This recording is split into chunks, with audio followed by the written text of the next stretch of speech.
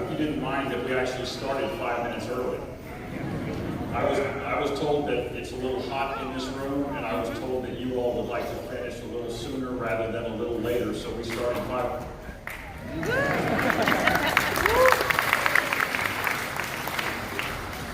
So I want some credit for starting court early. The first thing I want to do is I want to welcome the 187 guests of honor. This is one of the most important days of your life. And I just want to congratulate you on withstanding the endurance test, really, that the naturalization process represents. 2 weeks ago, this country celebrated its 243rd birthday. And today, 2 weeks later, you all are celebrating what amounts to your birth as United States citizens. So that the nation's birthday and your birthday are occurring so close in time to each other has, for me at least, some symbolic significance, and it explains why I'm so proud to be the judge who is presiding today. I also want to thank the family members and the friends of our 187 guests of honor who have put their lives on pause to accompany their loved one to one of the most important days of their life. As is true with every significant accomplishment, they could not have done this without you. Your support and encouragement to them along the way, and your encouragement to them not to quit, not to stop short of this goal, has for them deep meaning. And on their behalf, I thank each of you for everything that you have done for the 187 guests of honor. This is the 11th naturalization ceremony that I have been privileged to be a part of. This is the 6th time I've been the presiding judge, and prior to being a judge, 5 times I was privileged to be the guest speaker at a naturalization ceremony.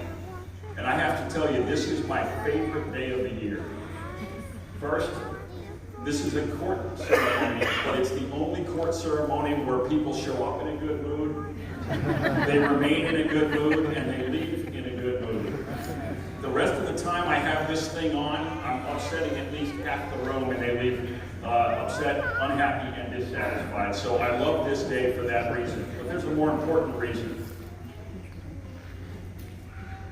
The 11 times I've been part of a naturalization ceremony, as I reflect on them, are 11 of the most emotional days in my own life. And I don't know why that is. This isn't my day. After all, I was born in Santa Fe, New Mexico. But when I see the pride and the patriotism on your faces in your new country, and when I see the joy and the relief you feel that this process is finally over, it reminds me that I should never take my American citizenship for granted, and that instead I should consider it to be the God-given blessing that it is. And so I thank you all very much for that gentle reminder.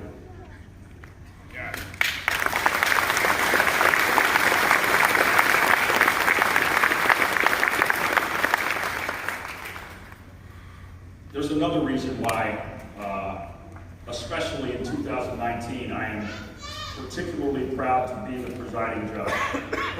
If all you did in your life in 2019 was read the newspaper or watch the news or spend time online, you might find yourself wondering whether the United States of America on the issue of immigration is more divided than it is united. You might wonder whether the language and the rhetoric we use toward one another when we talk about the immigration issue is as responsible and even-tempered as it should be. You might wonder whether the social fabric of this country can withstand being pulled so strongly and so powerfully in so many different directions. We are debating issues like whether the southwest border should be more open or more secure. We're debating whether our laws about asylum and refugees should change or should remain the same. We're debating what, if anything, should be done with the ladies and gentlemen who are in the United States, whose presence here at least technically violates our current laws. And we're debating whether those who are in our custody are being treated humanely enough when they have availed themselves of our laws.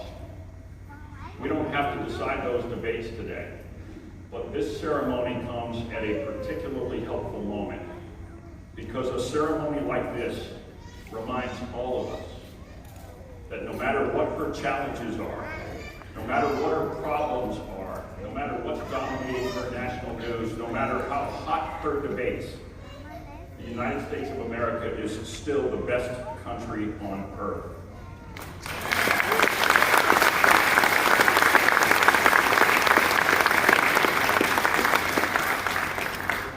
And there is something else that everyone agrees on. And it's hard in America to get everybody to agree on anything anymore. I suspect we might find people who disagree that today is Friday. But everybody agrees that anyone who went through the naturalization process as American law prescribes it, anybody who checked every box, who dotted every I, who crossed every T, is just as deserving and just as entitled and just as welcome to call themselves Americans as if they had been born here. Everyone agrees on that.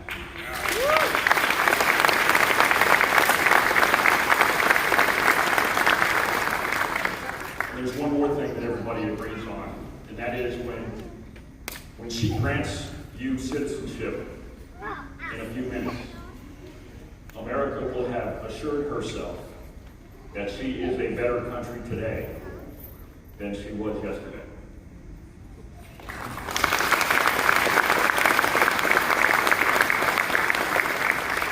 Okay, I'm now going to introduce some people to you. And I'm going to introduce them to you in essentially three groups.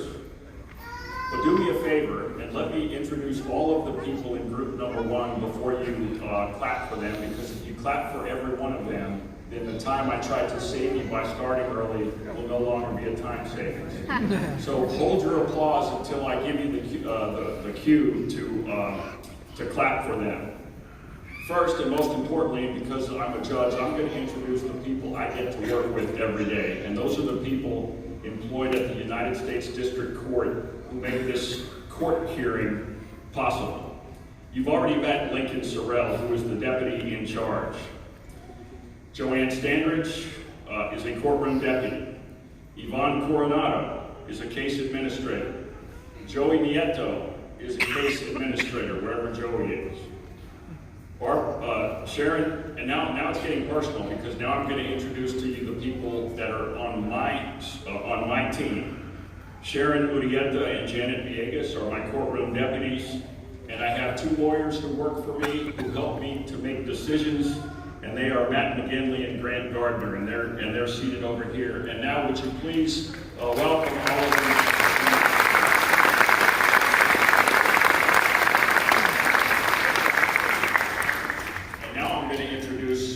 People that you care about a lot more than you care about people I get to work with, because they are the members of U.S. Citizenship and Immigration Services staff who are not only here today, but providing great assistance to the 187 guests of honor who in a moment will become American citizens. So our presiding officer today is Adrian Carillon. You're violating the court's order. So I'll give you the cue. I didn't give you the cue yet. We're also joined by immigration officers Leonel Basa Popoca, Mike Chavez, Jesse Miles, Sylvia Rivera, Immigration Services Assistants Victoria Lockhart, Lisa Fonseca, Gloria Rincon Lopez, Brenda Holbrook, and Sabrina Willis. These are the Citizenship and Immigration Services team members who are here. Would you please recognize them?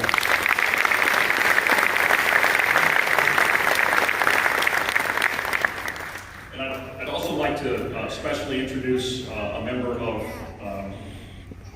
right now I'm going to introduce a member of Senator Martin Heinrich's staff in Washington, D.C.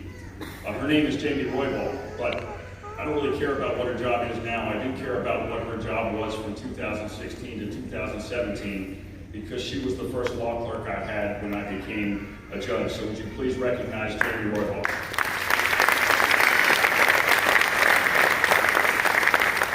And if you've ever wondered whether it's possible to go from Las Cruces to Washington, D.C., she's proof that you can do that. There are two civic groups who are present today, and I'd like to recognize them and their representatives. First, Carol Daines is here representing the United Military Women of the Southwest, and representing the Women's Intercultural Center, we have Seth Almaherby and Mary Carter. Would you please recognize them?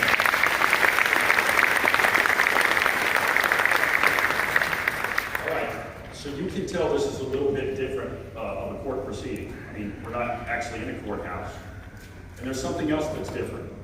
Normally, you would not be permitted to take pictures or to take photographs or video or record audio in court. If you did that, you find yourself on the business end of the deputy marshal's attention, and usually that doesn't turn out well. Today's different. You can take as many pictures as you want. You can take as much video as you want. You can record the entire thing. And you don't have to try to do that from where you're seated. So I invite you to move around to get the most, the best angle for the person you love the most. But be sure to remember that there are also people who are standing near you or behind you who also want to take photographs or video.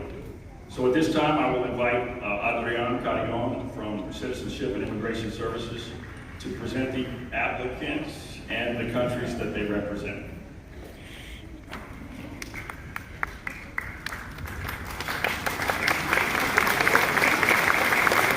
Thank you, Your Honor. On behalf of the United States Citizenship and Immigration Services, I present 187 applicants for naturalization calendar for the court. Your Honor, today we have 187 applicants for naturalization representing 20 countries. With your permission, I will introduce the applicants by country. Please proceed. When I call your country, please rise and remain standing.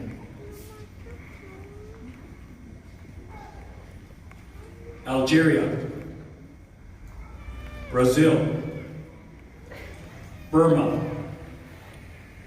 Chile, China, Cuba, Dominican Republic, Finland, Germany, Honduras, India, Jordan, Nigeria, Philippines, St. Lucia, Thailand, United Kingdom, Vietnam, Yemen, Mexico.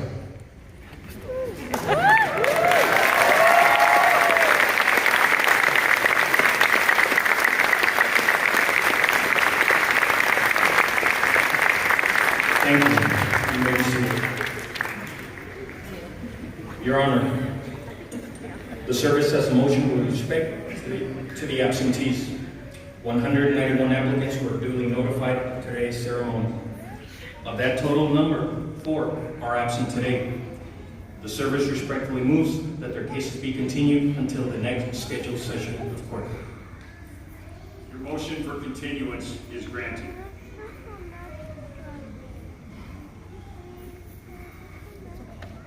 Thank you, Your Honor. The service has a motion with respect to formal name change request. The service concurs in each case where the applicant has requested a formal name change and moves that the court grant such request as part of the order. Your motion for legal name change is granted. Thank you, Your Honor. The United States Citizenship and Immigration Services now moves for the admission to the United States citizenship these 187 applicants. Are you satisfied that all of these applicants are present in court today? Your Honor, we have read the roll call and they are all present. Has each of these applicants complied with the laws and regulations in every respect? They have so complied, Your Honor. All get to the formal parts. I'm about to administer the oath of citizenship to you. And so, to the extent that you are able to do so, I ask you please to rise and to raise your right hand.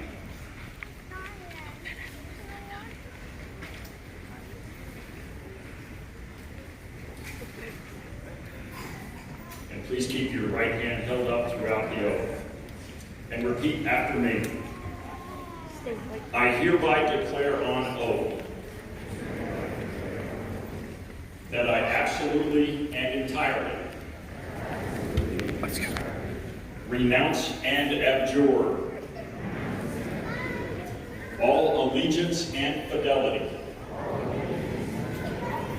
to any foreign prince or potentate or state or sovereignty of whom or of which I have heretofore been a subject or citizen, that I will support and defend the Constitution and laws of the United States of America against all enemies, foreign and domestic, that I will bear true faith and allegiance to the same, that I will bear arms on behalf of the United States when required by the law, that I will perform non-combatant service in the armed forces of the United States when required by the law, that I will perform work of national importance under civil direction when required by the law, and that I take this obligation freely without any mental reservation or purpose of evasion. So help me God. Congratulations.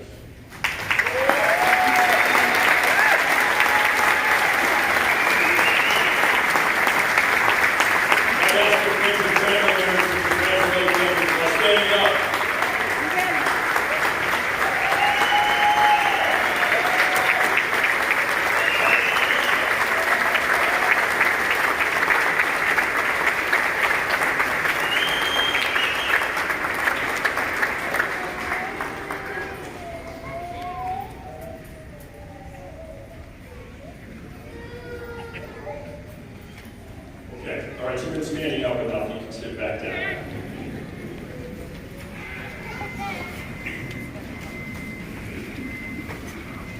It's always a tradition at naturalization ceremonies to do something that I'm pretty sure my mom would not want me to do, which is to recognize the oldest, newest citizens. She's always told me not to, especially when it comes to ladies, to not emphasize their age, but I'm doing it anyway because I'm the judge and my mom is not. The oldest, newest citizen of the United States of America is Luis Mendoza Hernandez from Mexico. Next month, he will be 88 years old. Don't they stop?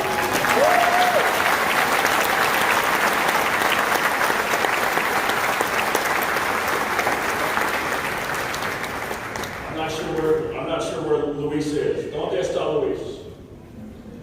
Congratulations. Felicidades, señor.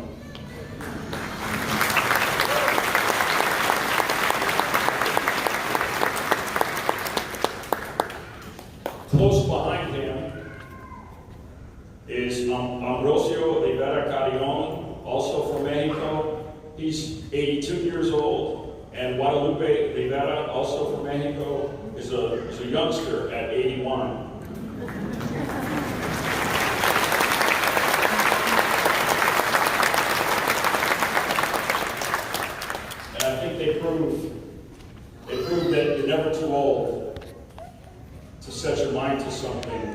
that is important to you and to see it through all the way to the end. But proving that even the young understand the value of the blessing that is United States citizenship, I'd like to recognize the two youngest, newest citizens. They are Liz Yabelet Hernandez Aguilar from Mexico.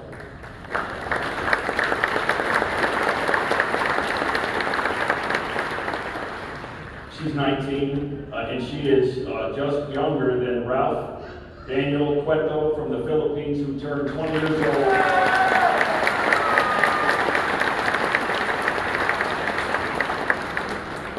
Ralph, you turn 20 years old next week, so there's about 600 people who wish you happy birthday. I'd now like to invite Linda Goff back to the lectern to sing for us, America the Beautiful.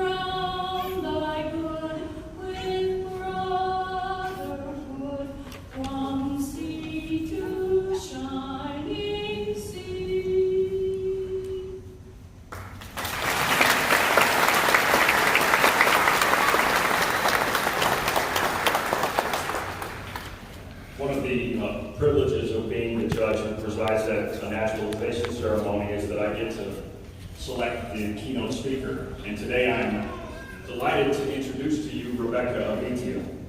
Ms. Avitia is deeply passionate about New Mexico and the people who call it home.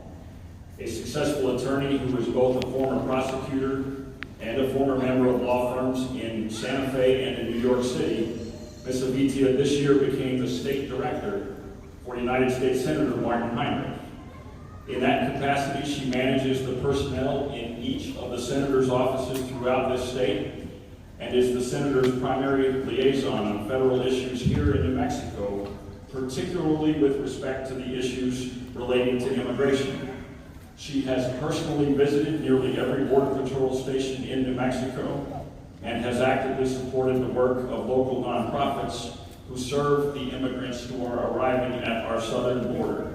And on a side note, I will point out that her boss, Senator Heinrich, is himself the son of a man who migrated to the United States from Germany. And for her part, Ms. Avitia married a first-generation United States citizen whose parents and extended family migrated to the United States from the Republic of Mexico. Prior to this appointment, Ms. Avitia was the executive director of the National Hispanic Cultural Center in Albuquerque, where her efforts, energy, and creativity resulted in record increases in both revenue and attendance. Once a falling behind, dyslexic third grader struggling to read, Ms. Avitia obtained her Bachelor of Arts degree in Sociology from Trinity University in San Antonio and her law degree from one of the nation's finest law schools, Columbia Law School in New York City, where she graduated among the top of her class. And yet, despite all of these professional accomplishments and distinguished achievements, her most honored titles are Mom, Mommy, and Mama, to the three young children, Eliseo, Aurelia, and Isara, whom she and her husband, Jorge, are busy raising. Please join me in welcoming Rebecca Abiti.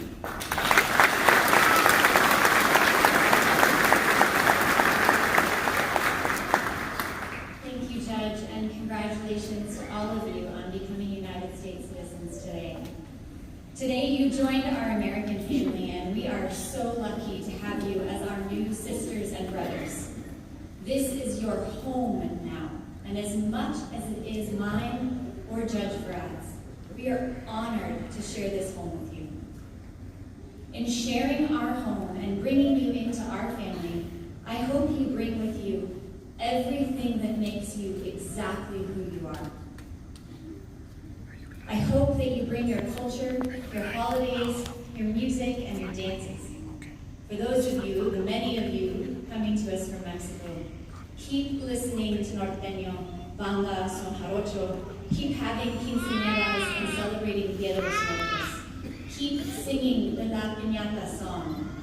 Keep singing Volver, Volver. Bring your favorite pastimes, fútbol, and the best novelas. And please, please keep bringing your food. Keep making arroz, tamales, and frijoles just the way your abuela did.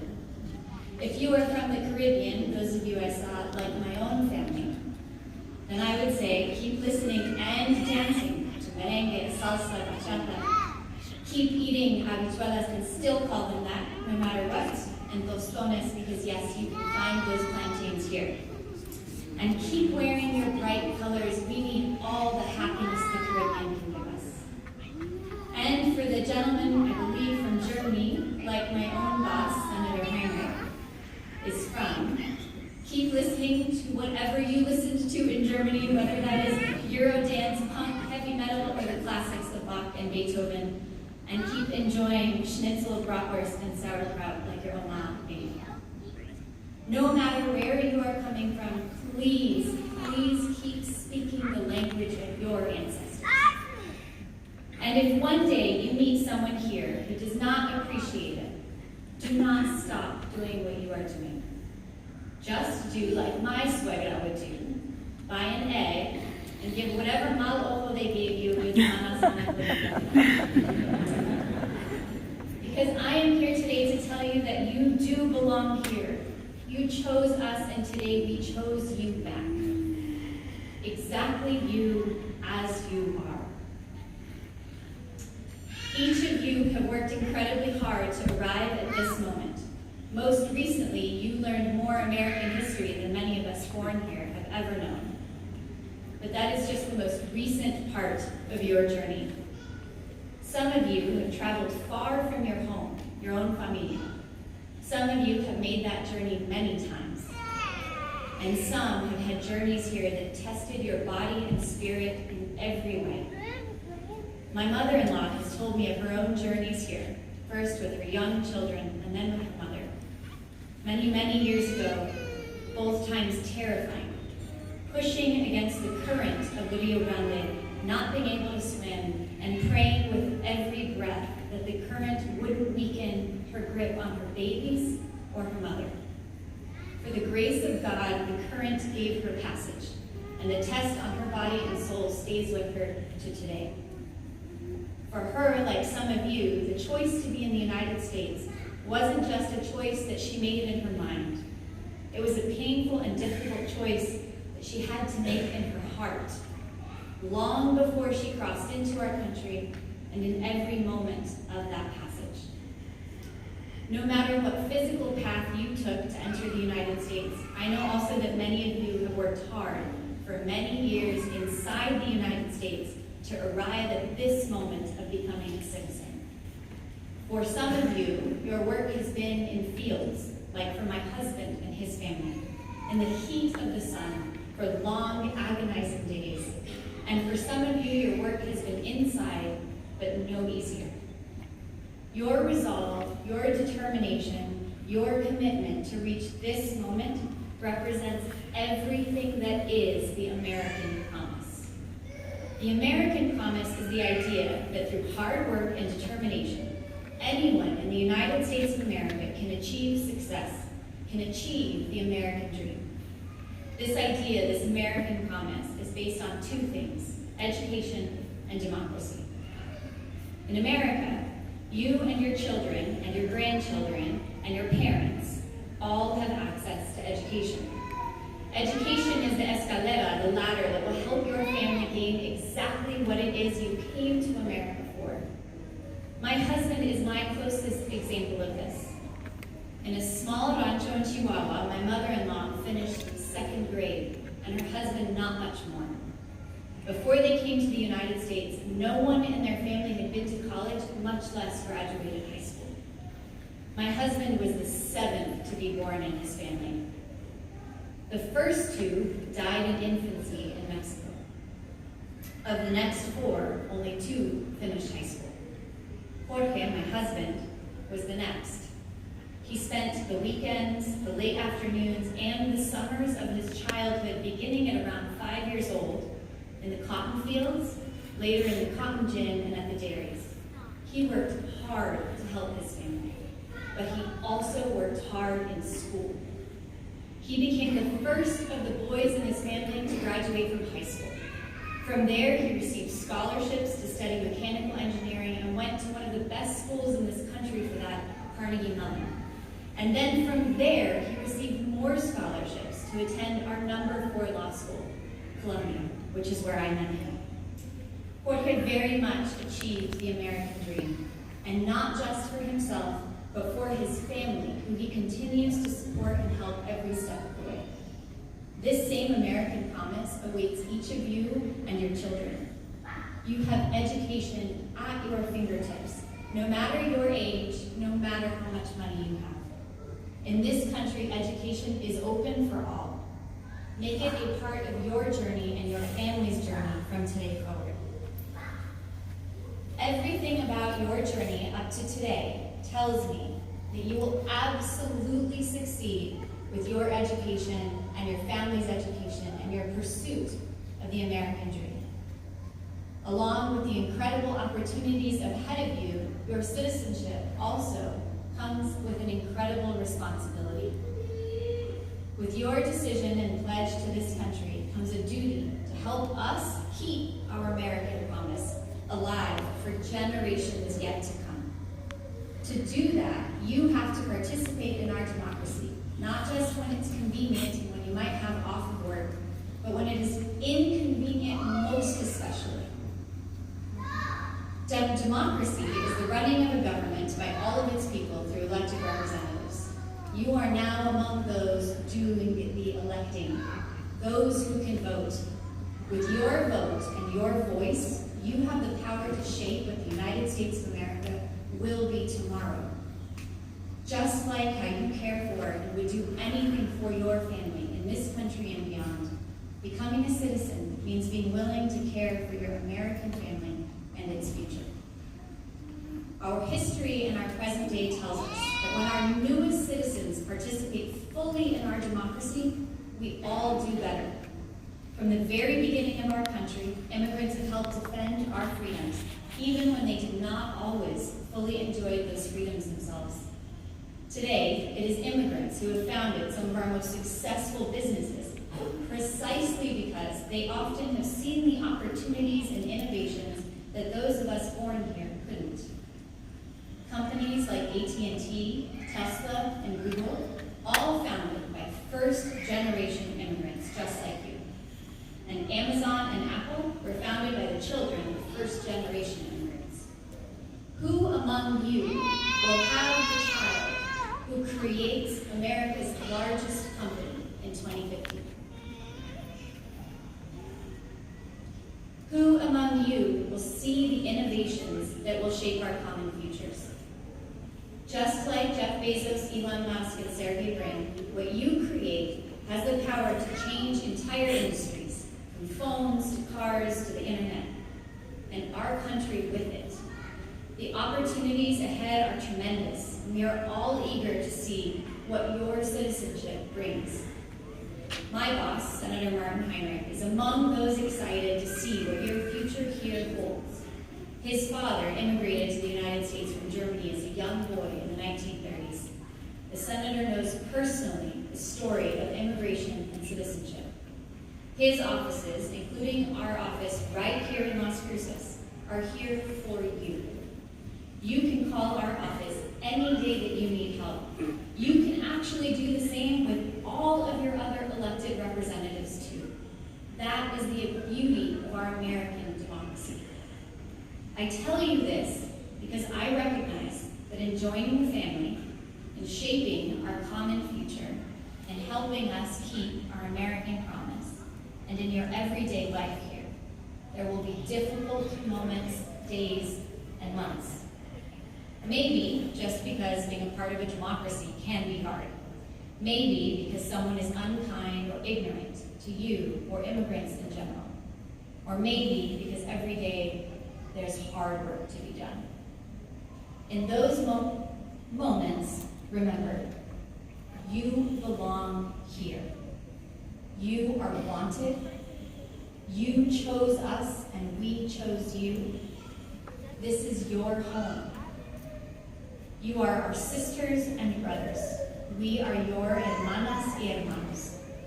And if that doesn't work, I would take advice from my abuelita and say there is nothing that cannot be fixed with a hot cup of manzanilla tea and a smudge on the forehead with a little bit of vaporub, or as some people call it, Big State Rub. It has been a great honor to join you today in this celebration. Congratulations on your citizenship to the United States of America. Bienvenidos a nuestra familia.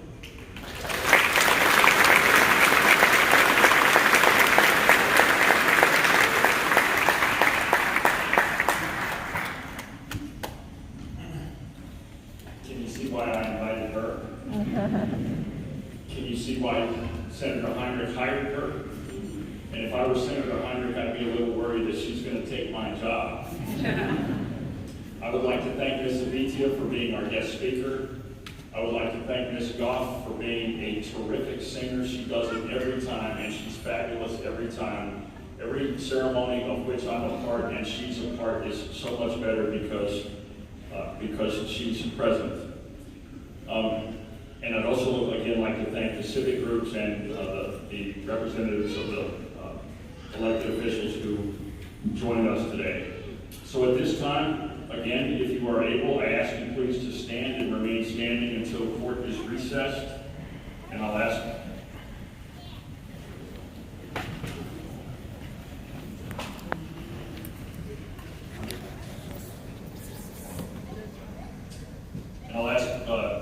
Deputy Sorrell to lead us in the Pledge of Allegiance.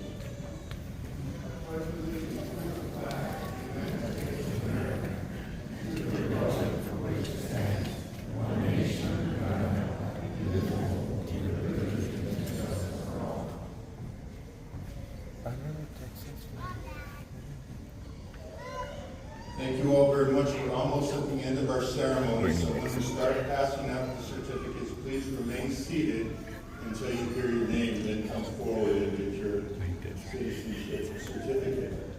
Also, as I mentioned before, we have the passport agency from El Paso here. We also have the Indiana County voter registration here, so please take advantage of those agencies while they're here and while you're here. So with that, and with the colors in place, please be seated, and this court is in recess.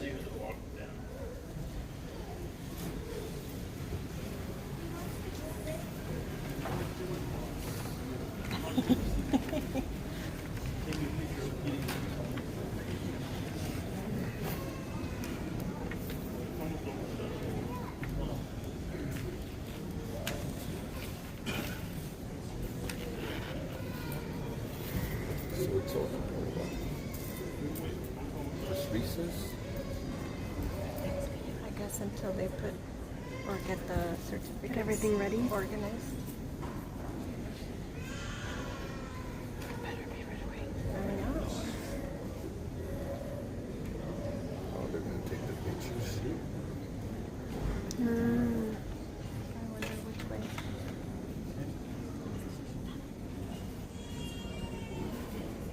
Did you say something?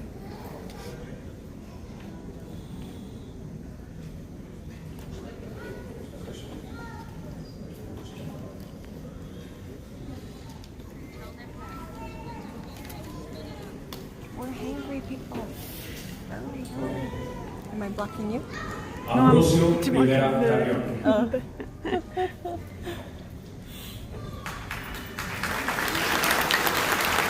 Which way are they going? Like, how are they? I think Here, they're you going do to the, you do the photo. Let me finish the recording there.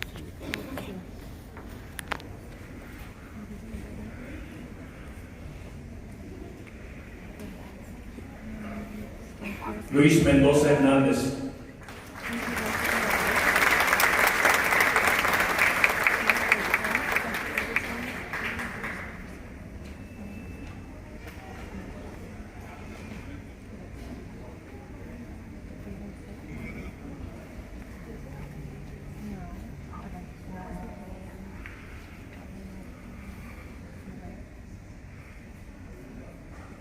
Liz Yamilet Hernández Aguilar.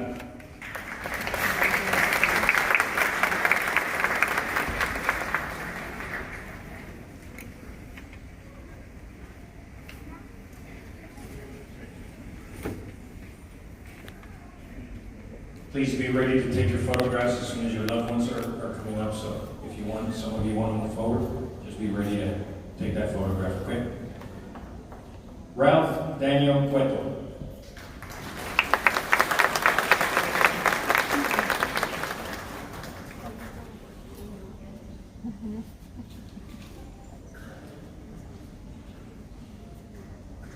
That'll be forever. Nicolasa Silva. Since like graduation.